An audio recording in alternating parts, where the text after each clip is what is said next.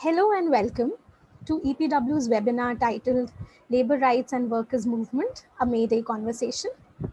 May Day, or International Workers' Day, is a day commemorating the struggles and movements of workers across the world. A day that finds its origins in the struggle for the 8-hour working day becomes all the more relevant in these times when a pandemic has both directly threatened the lives as well as intensified the working lives of millions of workers. Whether it is a direct increase in working hours, unwarranted layoffs, non-payment of wages, or direct violence in many cases. Further, the structural inequalities in Indian society continue to define what kind of work workers do and how they find this work. As a journal, EPW has consistently tried to engage with different writers, activists, and citizens in bringing out a better understanding of the state of labor rights, both historical and contemporary, as well as marking the struggles and victories of the working class movement. The pages of our journal consistently point to a direct reality. Women and marginalized sections are not an added nuance to understanding labor, but make a fundamental axis through which labor is organized under capitalism. In order to better understand and inspire our thoughts and actions, we have with us today three speakers. We have Naudeep Kaur, who is the leader of the Mazdoor Adhikar Sangathan, which fights for workers' rights. Welcome, Naudeep ji. Then we have Pratibha R, who is a former garment worker. She is currently working as president of Garment and Textile Workers Union, Gatvu, Karnataka. She has been organizing garment workers in Karnataka since the past 20 years. I welcome you, Pratibha ji. And finally, we have Himangi Kadlak, who is an assistant professor at the Department of Social Work, SNDT University, Mumbai. She has been a visiting faculty at Amity University, Mumbai, and has worked at different NGOs. She has also co-authored an article in EPW on the Safai Karamcharis. Welcome, Dr. Kadlak. So now we'll move on to our discussion. So my first question will be to Naudeep Kaur ji. Naudeep ji, मेरा पहला सवाल आपसे ये है कि कुंडली industrial area में अपने संघर्ष के बारे में हमें बताएं।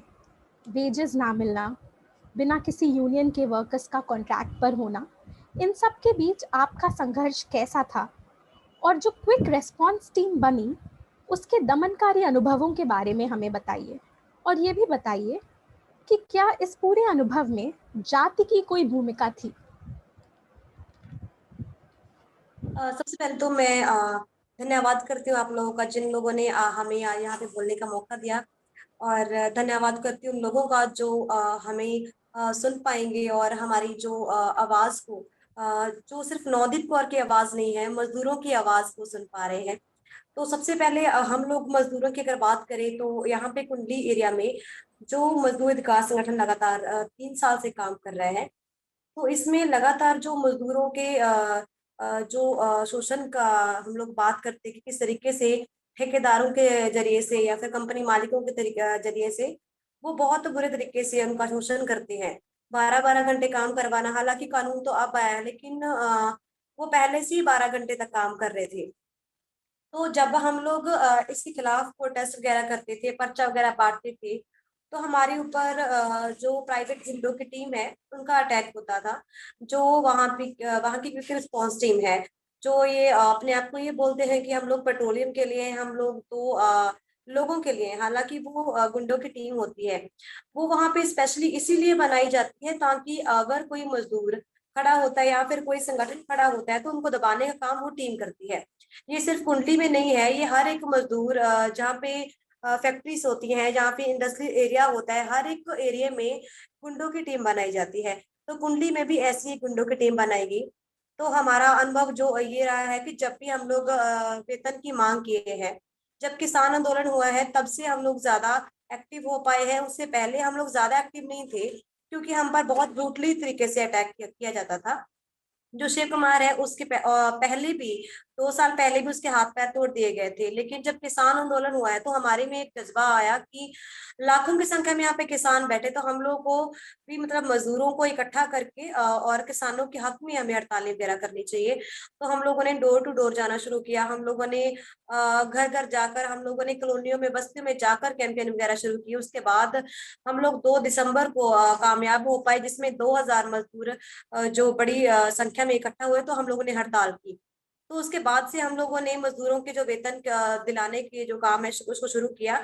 जो लॉकडाउन में जब लॉकडाउन हुआ है तो उनका वेतन रह गया था, जब वापस आए तो उनको वेतन नहीं मिला था। तो इसी वजह से हम लोगों ने 40, 50 या 60 मजदूर बड़ी संख्या में यहाँ पर कई बार इकट्ठा होते थे, तो उसको हम लोग डिवाइड करके टीमों के हिसाब से हम कंपनियों में जाते थे और फिर हम लोग प्रोटेस्ट करते थे।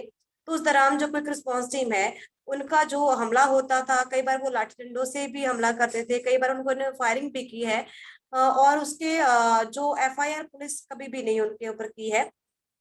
और अगर जाति की हम लोग बात करें तो जाति इसमें बहुत बड़ा जो सवाल है इसके ऊपर, कि अगर हम लोग मजदूर हैं, अगर हम लोग दलित बैकग्राउंड से हम लोग आते हैं, हम लोग फैक्ट्रीज में काम करते हैं, इसी वजह से हम लोग दबाए जाते हैं, इसी वजह से हम पर अटैक होता है। क्योंकि अगर हम लोग बात करें कि हमारे पीछे कोई बड़ा बैकग्राउंड नहीं होता है, तो जब अटैक होता है तो ये समझा जाता है कि ये लोग मजदूर हैं, ये लोग दलित हैं, अगर हम लोग अटैक करेंगे तो पीछे कोई सपोर्ट नहीं है, तो इनकी आवाज आसानी से दबा दी जाएगी। तो ये भी एक बड़ा फैक्टर है, बहुत बड़ा ये मतलब हम लोग बोलेंगे कि ये भी एक 50% तो इसी वजह से अटैक होता है, क्योंकि हम लोग दलित बैकग्राउंड से हैं। दूसरा ये है कि हम लोग फैक्ट्री मालिकों, ठेकेदारों और सरकार के खिलाफ खुले तौर पर बोलते हैं, और हम लोग कॉम्प्रोमाइज करने के लिए हम लोग बिल्कुल नहीं बोलते हैं, जिसकी वजह से अटैक भी होता है। तो यही है कि कंपनी के गुंडे हैं जो हर जगह पे है, सिर्फ कुंडली में नहीं है। और मैं सिर्फ नवदीप कौर नहीं हूँ, या फिर हम हमारे समाज में एक व्यक्ति को ही हीरो बना दिया जाता है, लेकिन हम एक संगठन की भूमिका अदा करना चाहते हैं और संगठन को ही हम लोग आगे लेके आते हैं, क्योंकि संगठन एक इंसान को निखारता है। और अभी भी हमारा संगठन है जो लगातार मजदूरों की लड़ाई लड़ रहा है, लेकिन अभी भी जो अटैक जो गुंडों के जारी है, लेकिन हम लोग हमेशा ही इसका जो सामना करते रहेंगे और मजदूरों को बड़ी संख्या में इसको इकट्ठा करते रहेंगे। धन्यवाद नवदीप जी, हमें एक बहुत विस्तृत ब्यौरा देने के लिए कि कुंडली इंडस्ट्रियल एरिया में क्या हुआ और आपके संघर्षों के बारे में बताने के लिए। और आपने एक बहुत अच्छी बात कही कि संगठन इंसान को निखारता है, तो मेडे पे हम संगठन की ही बात करते हैं। तो थैंक यू आपकी बातों के लिए। अब हम चलेंगे प्रतिभा जी के पास। Pratibha ji, I would like to ask you that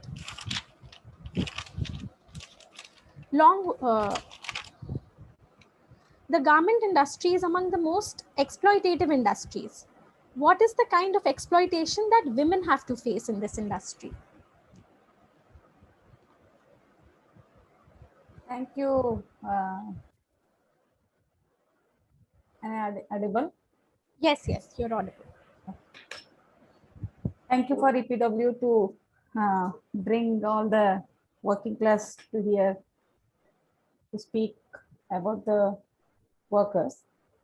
So I would like to introduce garment sector, a brief introduction about the garment industry. India is in India, it is a very important industry that employs about 35 lakhs workers. The garment industry is mainly in Karnataka, Haryana, that is NCR layout, NCR region, and Chennai and Tirupur. So coming to Karnataka, I would like to say that total 4 to 5 lakh workers are here, and about 700 to 860 to 900 factories are here. So most of them are 85% workers are women workers, and they're all, as you know, this is the export garment industry, and they are exporting the garments to the international big international brands like H&M, Gap, M&S, and Adidas, so Walmart, Decathlon, so like that. So it is the global supply chain, it's the garment global supply chain, it is coming. And in the top end, the brands are here, and the lower end workers will be there. So in the whole supply chain, the power is with brands, and the exploitation is because of that. Workers are very exploitative. In middle of them, our local suppliers will be there, and they will get the order from these brands, and they will manufacture their orders with the help of these workers and then send it to them. So the big players are international brands, and in the garment sector there is no contract workers. These are all permanent employees only, but it's a very, as you tell, it is a very exploitative thing, because first thing, it is 85% of women worker, and they don't have any big skill. They don't have to have the big skill to join this work, because it is a batch system. They have to get into work as only as helper, as tailor, as checker, or any work pertaining to that. This needs no needs the special skill or something, and they don't want any hardly they are all educated up to 10th standard. Nowadays the news, some people are completing their second year PUC or something. So and in the shop floor, these are all workers who are working in shop floor are all women, and but the masters, the production, this one, they are all men. That is supervisor and floor in charge, manager, general manager, everybody who will squeeze these women for production, and they are all men. So it is obviously it is the opportunity to exploit women very easily. Not only the sexual harassment, it is the workplace harassment also is going there. If I tell you that long working hours and hire and fire and very low wages, and abusing, physical abuse, verbal abuse, and this is the mirror of the patriotic society. We can say that it is the mirror of garment industry, is the mirror of patriotic society, where women are under the men. And also here men will get the additional power of, as in the society he has already got the power as men, and here he will get another this one as manager or supervisor, like that. So with the double power, he can easily exploit the women. So it's not the individual. I'm not talking about the individual supervisor or individual this one. The whole structure is like that. The garment structure is like that, because the capital market, now market related this one, it is structured like that only. So these brands are moving from north to south because of this cheap labor, and they are exploiting the same thing. And that exploitation is made by this patriotic society, and however the women are under men here. So this is the reason where garment industry is very exploitative for women.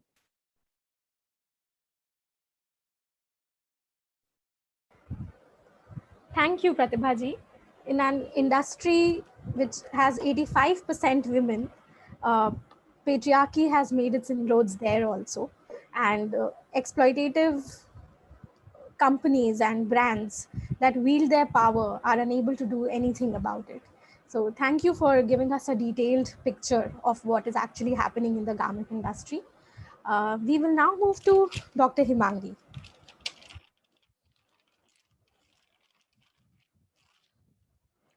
Dr. Himangi, Safai Karamcharis form a part of the marginalized section of our society. Due to the caste-based nature of their work, the stigma attached to their work, among many other factors. And in this whole narrative, where do women Safai Karamcharis figure? Are they doubly marginalized due to their gender? And how do we look at this whole phenomenon through a gender lens? Okay. Yeah, thank you EPW and team of EPW for inviting me for this webinar. Uh, the topic now I asked to speak about on women Safai Karmachari and gender perspective. As Pratibha ji already told, the mirror of patriarchy, which she realized in the garment sector. The same thing, the patriarchal system is also there in the Safai Karmachari occupation. So here the Safai Karmachari occupation is mainly derived or mainly run by these women. And more than 98% of the women are involved in the Safai Karmachari. Uh, See here the marginality, if we see the women in Manu already said that women are the degradation of and they come in the lower form of the human race. As the SCs, the same thing, the women are also considered as impure. The purity and impurity is more attached or more related with the Hindu scripture. As the Manu says ki, because women menstruate monthly and therefore she is considered as impure. Even the whole Indian society, if you see the women are if she is menstruating, she is considered as a impurity. And therefore the whole concept of the purity and impurity attached to this woman. At the same time, the Safai Karmachari, this occupation is also considered and or also attached with the purity and impurity, the stigma attached, because these people, these Safai Karmachari are involved in the dirtiest occupation. And when the women are doing this dirty occupation, so their stigma attached to or unka jo degradation hai, it becomes more marginalized and it becomes more lower. If you see the marginality, or if you see the deprivation of the women, because of their gender, because they are women, at the same time because they come from the lower caste, that is the SCs. If I say that 99% or 98% of the Safai Karmacharis are from SC's background, marginality का ये जो umbrella term है, I don't use. This is very umbrella term to hide the SCs and to identify the SCs, that these only SCs are involved in Safai Karmachari. And there are in that SCs also there are very specific caste are involved in this occupation. Okay, that is very much particular about this occupation. Another thing, if you talk about the women, and another, because they are SCs, because they come from the scheduled caste family, because they are women, at the same time because they don't have a proper education, illiteracy, and the class. And if you go in more marginality, the region, if you live in the metropolitan city like in the Mumbai, at least you will have some kind of facility, or if you have some kind of infrastructure nearby you. But if you speak about the UP ka and the Rajasthan ka women, so their condition is very pathetic. So this is what the layers and layers are there when you talk about the gender. So that is what.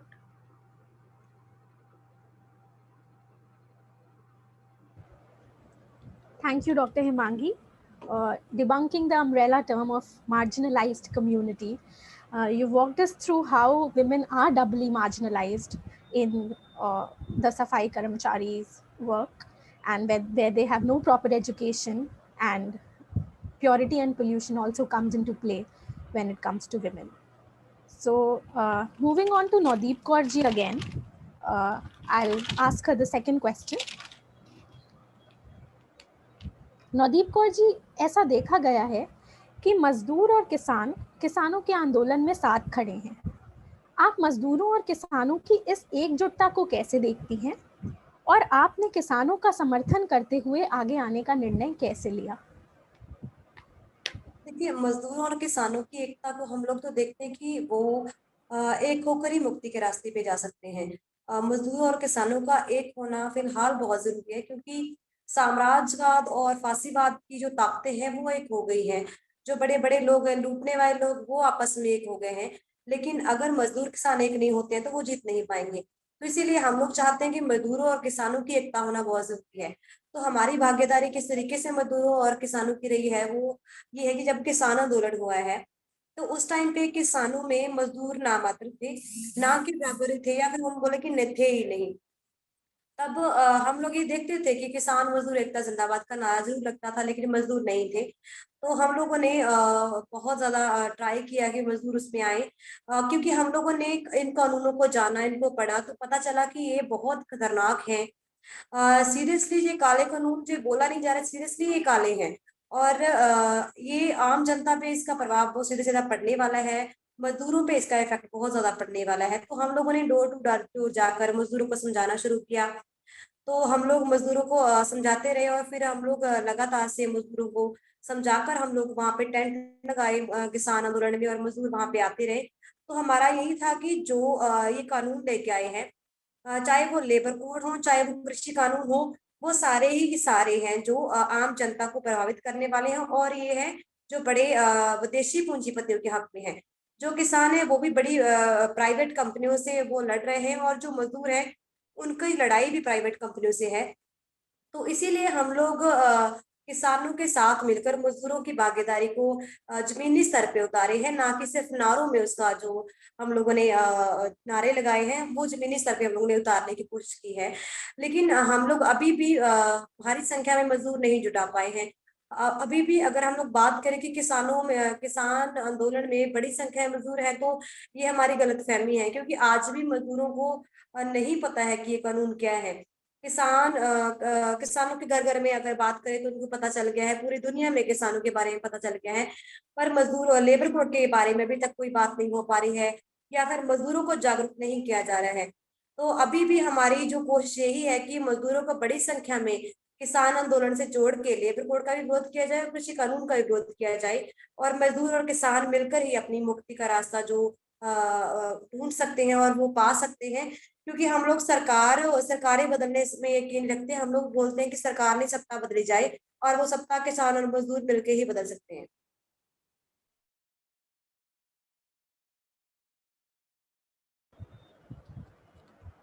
शुक्रिया नवदीप जी, कुछ बहुत ही महत्वपूर्ण बातें हमारे सामने फिर से रखने के लिए कि ये सारे काले कानून विदेशी पूंजीपतियों के हक में हैं, आम जनता के खिलाफ हैं, और कैसे मजदूरों को किसानों के साथ मिलकर ही आगे इसका विरोध करना होगा, और लेबर कोड के भी बारे में हमें बात करनी होगी। और उस पूरी प्रक्रिया के बारे में बताने के लिए धन्यवाद कि कैसे मजदूरों ने किसानों के आंदोलन का समर्थन किया। We will now again move to Pratibha ji. Pratibha ji, I would like to ask you that long working hours, hire and fire at will, layoffs during COVID are some of the downsides of your work. How does your union help you to fight with such aspects of your work? If you could please elaborate on the importance of the union in this aspect. If you want to tell me that it is very difficult to unionize in the garment sector, as you know that we are struggling from 20 years to do the union work to organize work. Still, we have succeeded union in the country, but still, I want to say that we have not covered all the workforce. Even the organized workforce in only below 5% only. That is the fact today also. But as a general union, we are working in three aspects. That is, one is organizing women workers at the ground level, and advocacy for the garment workers in the government level, and also we are considering that as the brands who are giving the order, they are the principal employer of these workers, and we are working with them also. We are campaigning on them with the help of international organization also. So with the help of these are all the aspects we are working for this exploitation of women worker. So if I tell you that one example of the lockdown, at the time of lockdown, after finishing the lockdown, one company has laid off, and it is the illegal layoff, and we opposed that because we had a strong union there. Our strategy is to unionize the each factory, then only we can work, because it is a very vast industry and workers will scattered out here and there, and these are all the, and that attrition rate is very high, 120 to 150%. The workers will leave their job and they will join another factory easily. So the attrition rate is very high. This is also a challenge for the union, they're forming the unions and all. And what I am saying that in that factory, we had a very strong union. We have majority members for our union, and that has laid off. That is also illegal because our Industrial Relation Act 1947, it will say that any factory should lay off, they should take the permission in priority with the government, but it has not done that. So we had protested for 50 days. Workers are all protested in the premises of factory for 50 days. And for that factory, the international brand was H&M. So we took the issue. We are organized garment worker. We are organized workers in the ground level, and we took this illegal layoff to the government, that legal this one, and also we took this issue to the international thing. So every we have covered with the every aspects. And now after 8 months, we have succeeded to end up with this struggle with the agreement with that company, that they have to take back all the workers who have laid off them, the 1,257, they have to take back all the workers. So I am telling you the one example how we are working here. And the most important is workers has to organize themselves in the this one. We can see some NGOs can do anything for their welfare, and they are representing them in any forum internationally. Everything is okay, but workers has to organize in ground, and they have to sit back for their rights, which happened in this case. So then only they get something, because I'm telling that in the lockdown period, so many factories have closed down, and so many workers, 30 to 40% workers have lost their job, but nobody has resisted like this, because no strong unionization is not there.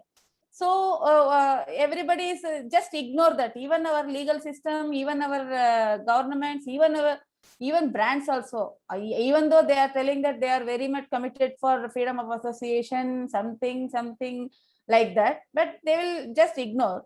So workers have to stood up, and they have assert their rights, then only they will get anything from. So our union is doing that, not in a big this one, but wherever we are not leaving anything to we are not allowing the management to do anything, whatever they want. We will protest, and we got in one factory, we protested 1 month. All the contract workers, they got a very good settlement, because that company has claimed that they can't run the factory after lockdown. This is what I'm saying, that all the this one is in after the pandemic, because pandemic is get the opportunity to them that whatever they can do. We have losses, and we don't have any that capacity to run the factories, and all opportunity the pandemic has given to them. But wherever the union is there, workers can get their benefits, but otherwise it is very difficult, I'm saying. So our union is doing that. This about this hire and fire and working hours also, So in our labor laws, there is no particular law about hire and fire. Only when the employer can if employer dismissals or retrenched you, then only you can go to the court. But there is no remedy for hire and fire. So it is only possible if the workers stood up in the shop floor and they can resist there only. Then only our union is doing that.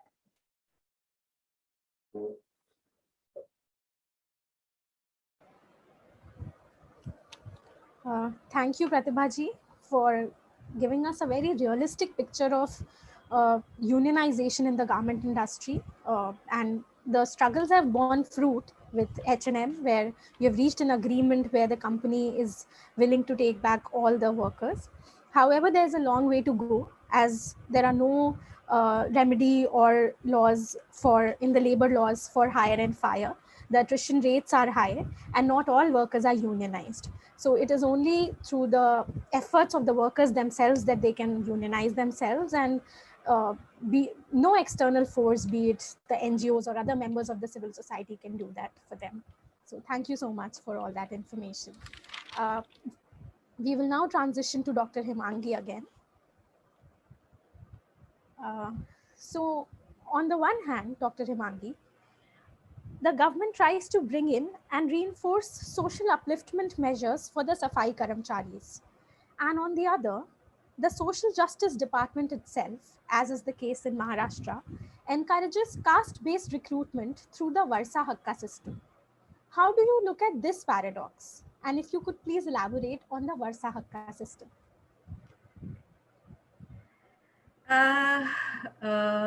As this occupation has a base, this occupation has a base of caste. Okay, it has started with the caste, and whatever the SCs, scheduled caste people are involved in this occupation because they are born in this particular caste and therefore they are in this work.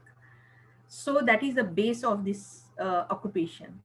Another thing is, whatever the policies, there are a lot of policies, there are a lot of government schemes have come, a lot of laws have come, and none of the policies and none of the laws has implemented properly as it has written down on a paper. The reason behind it, because these people are from a scheduled caste background, therefore none of the government wanted them to uplift them. So it is just a kind of token of shown that they are doing something for these people, but they are not, because there is a will and there is a way. Here none of the government had the will or have the will, and therefore there is no way for this for their liberation or to come out the SCs from this occupation. As this occupation is an intergenerational occupation. If I tell, if you ask any Brahmin how many generations are involved, are enjoying the privileges because they are born in the particular caste, like resources, maybe the education, maybe they have a property, maybe they have a land, and they have everything. Okay, the same question if you ask the lower caste people, that is SCs, that how many generations these SCs are involved in this occupation, they don't have answers. Because if I say, even I worked in the Trichy, Tamil Nadu, even I worked in the Mumbai, and I have done a lot of review of literature because I worked almost more than 16 years in this field. So there are more than 5 or 6 generations. That means they don't know how many generations these people are involved in this occupation. That is what the paradox is, our caste system in India. And the same thing applies in the government, because those who are sitting forming the policies or making the decisions on behalf of these people, they are all from a low upper caste background. Okay, so they don't want to, and they don't want to because they know that they don't want to, because they want a servant. They want people who clean their shit, okay, day and night. and they want people to intergenerational, they should involve in this work.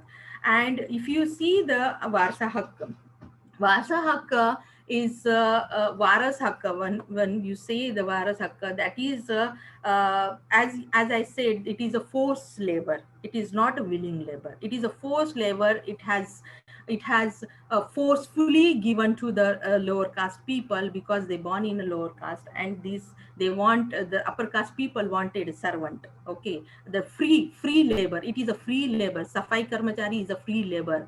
When it has started as an occupation, when the British started institutionalization and institutionalization the process, before pre-British, it is a forced labor. It is a kind of free labor to them.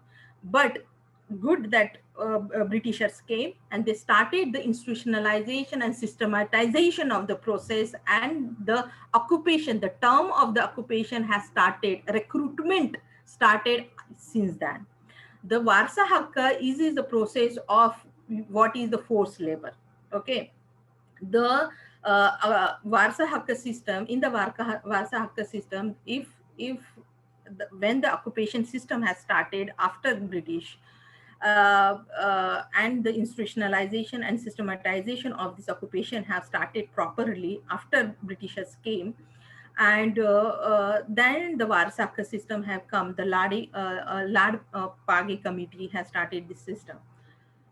Okay, so in that the Safai Karmachari has to, when he is alive and when he is on the duty, that time he has to fill the form for this, and who can be on his behalf when he die, the employee die, or he get incapacitated, he get injury, or fully incapacitated, that he cannot work in his life further.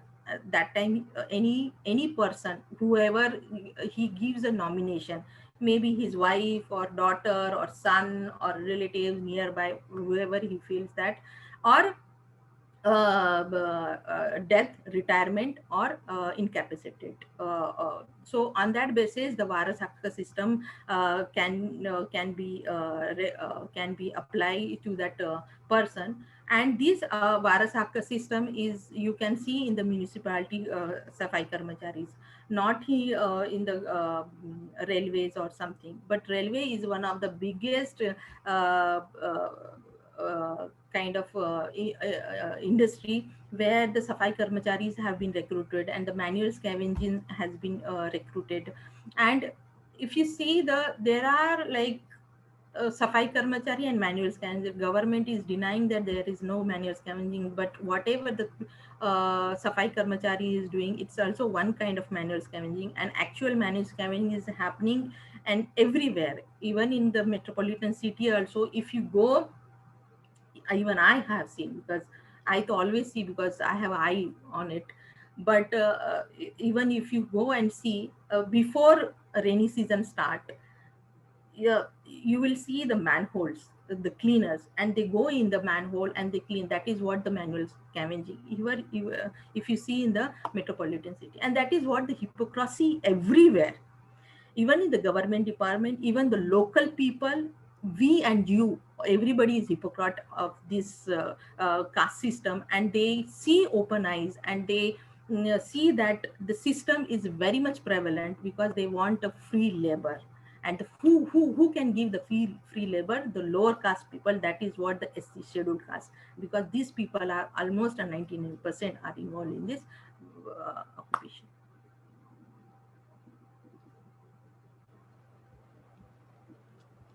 Thank you, Dr. Himangi. Uh, all the social upliftment policies and measures that are framed by those in power are mere tokenism. And this occupation of the Safai Karamcharis is intergenerational, as you told us.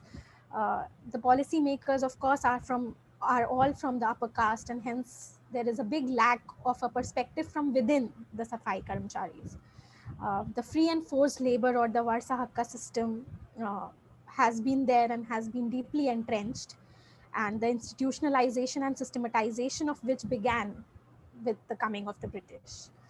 There's denial of manual scavenging everywhere, and it is very important that we question ourselves, not just the policymakers, but we ourselves in our everyday lives, call ourselves out on the hypocrisy that we practice when it comes to our Safai Karamcharis.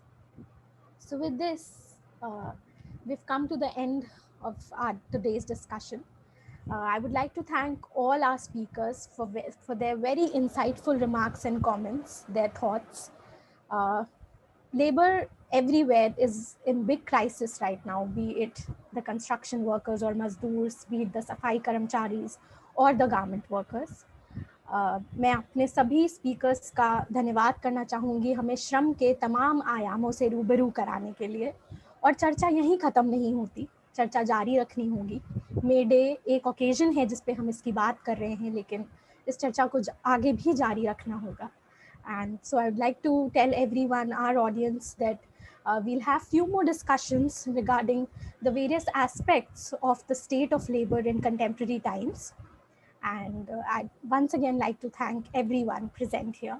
The questions to pose to our audience would be that what is it that we are lacking, that what is it that is lacking, that since 1923, when May Day was first celebrated in India, things have not changed, in fact worsened.